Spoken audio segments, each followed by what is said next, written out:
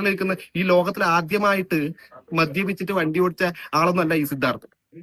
ഈ Christmas new year ടൈമിലൊക്കെ മിക്കവാറും എല്ലാവരും മദ്യപിച്ചിട്ടൊക്കെ തന്നെയായിരിക്കും വണ്ടി ഓടിക്കുന്നത്. അത് നല്ലതെന്നല്ല ഞാൻ പറയുന്നത്, അതിനെ അനുകൂലിക്കുകയല്ല ചെയ്യുന്നത്. പക്ഷേ ഇതിന് പ്രതികരിക്കേണ്ടത് ഇങ്ങനെയല്ല. ഒരാളെ ചവിട്ടി കൂട്ടി ഒരാളെ നടു റോഡിലിട്ടിട്ട് വലിച്ചിറക്കി കഴുത്ത്.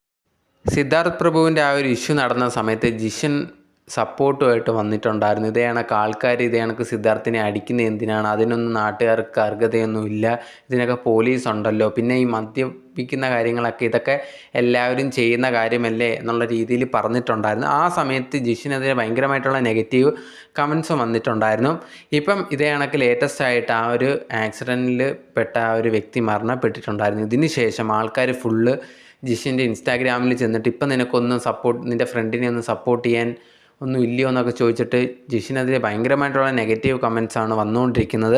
അങ്ങനെ ഇരിക്കുന്നതിൻ്റെ ഇടയിലാണ് ജിഷിൻ്റെ വൈഫായിട്ടുള്ള അമൃത ഉണ്ടെങ്കിൽ തൻ്റെ ആ ഒരു പോസ്റ്റിന് ഒരു കമൻറ്റുമായിട്ട് വന്നേക്കുന്നത്. നിങ്ങൾക്ക് പൊങ്കാല ഇടാൻ വന്നവരൊക്കെ വന്ന ഒരു കുഴപ്പമൊന്നുമില്ല, അതെല്ലാം റെഡിയായിട്ട് തന്നെയാണ് ഇരിക്കുന്നത്. പിന്നെ ഞങ്ങൾ ആ ഒരു വ്യക്തിയെ ഒരിക്കലും സപ്പോർട്ട് ചെയ്തിട്ടില്ല.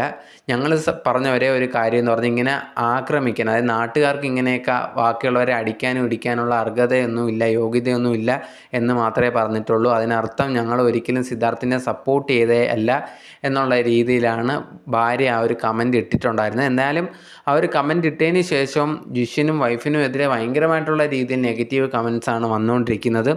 കാരണം ആ ഒരു സമയത്ത് സിദ്ധാർത്ഥിനെ സപ്പോർട്ട് ചെയ്തു എന്നുള്ള ഒരൊറ്റ കാരണം കൊണ്ടാണ്